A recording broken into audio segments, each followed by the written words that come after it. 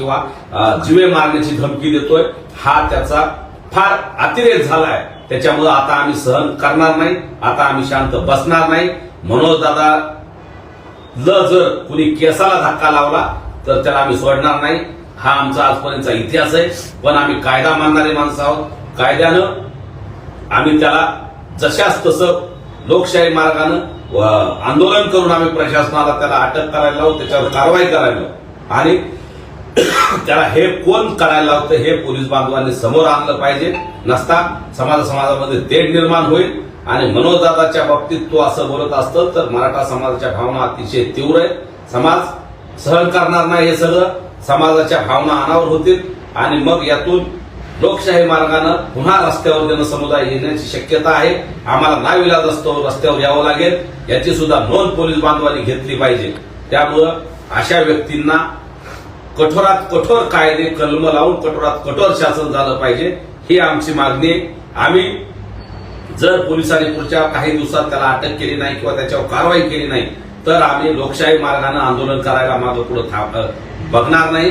हा सुद्धा पोलीस बांधवांना आमचा एक सल्ला आहे. संपूर्ण माध्यमावरती ती कॉल रेकॉर्डिंग आता व्हायरल होत आहे, तर तुम्ही बीड पोलीस प्रशासनाशी काही बोलला आहात का कारवाई संदर्भात? हो, माननीय पोलीस अधीक्षक साहेबाला मी ती रेकॉर्डिंग बद्दल बोललोय. त्या संबंधित व्यक्तीविरोधात कारवाई करावी म्हणून आताही विनंती केली. याच्या अगोदरही मला 2 वेळेस त्यानं शिव्या दिल्या. त्यावेळेस 1 वेळेस मी गुन्हा दाखल केला, त्याच्यानंतर 1 वेळेस पुन्हा त्यानं मला शिव्या दिल्यानंतर ती सुद्धा कॉल रेकॉर्डिंग आणि मी ते पोलीस अधीक्षक साहेबांना टाकलेलं आहे. परंतु पोलीस बांधवांना तो सापडत नाही असं त्यांचं म्हणणं आहे.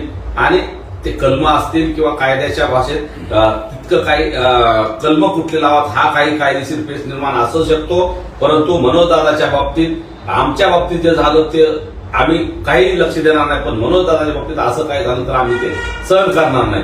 कायद्याच्या कुठल्या चौकटीत बसवायचे, काय बसवायचे बसवा, पण मनोजदादाला धमकी देणारा, मनोजदादाला गोळ्या घालतो ही भाषा बोलणाराला आम्ही सुद्धा सोडणार नाही. लोकशाही मार्गाने त्याला आम्ही सुद्धा जाब विचारू आणि पोलिसांना तो जर सापडत नसत तर आमचे मराठा बांधव शांततेने त्याला शोधतील आणि पोलिसाच्या हवाली करतील. हे सुद्धा पोलिसांनी ध्यानात धरावं. त्याच्या अगोदर पोलिसांनी त्याला पकडून आणून त्याच्यावर कारवाई केली पाहिजे. त्याला असं वागण्यापासून प्रतिबंध केला पाहिजे, ही आमची पोलीस बांधवांना विनंती. समाजाची सुद्धा भावना आहे, त्याला लवकर अटक झाली पाहिजे. हो, त्याच्यावर कारवाईच व्हायला पाहिजे. असा व्यक्ती जर मनोजदादा सारख्या एवढ्या मोठ्या उंचीच्या व्यक्तिमत्वाला जर तो डायरेक्ट गोळ्या घालण्याची भाषा करतो, हे का लोकशाही नाही का? महाराष्ट्र काय असंच काय इथं हुकुमशाही आहे का? महाराष्ट्र हे पोलीस प्रशासनातलं लोकशाहीतलं राज्य, हे कायद्यानं चालणारं राज्य.